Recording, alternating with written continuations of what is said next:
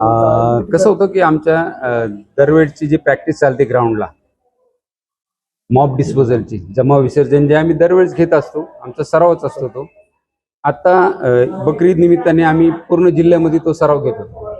इतर ठिकाणी पण सगळ्या ठिकाणी जमाव झाल्या, विसर्जनचा प्रॅक्टिस झाली आमची. आज RCP 1 आणि 2 QRT यांचा संयुक्तरित्या आम्ही सराव घेतला.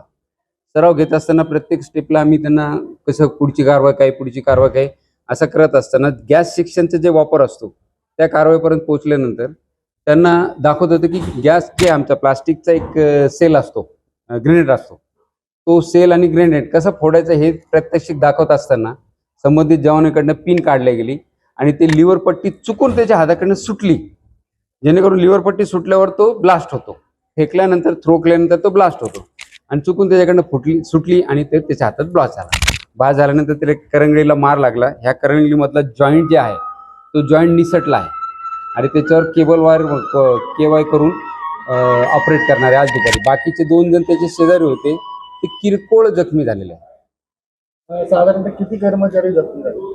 3. मॉक ड्रिलचा डेमो चालू होता मुख्यालयाला, तर आमच्याकडे ग्रेनेड दिले होते हातात फेकायला.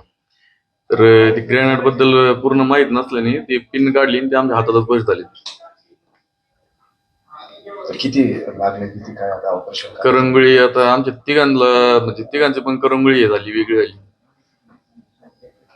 ऑपरेशन करून परत काय असेल ते आता डॉक्टर ठरवली.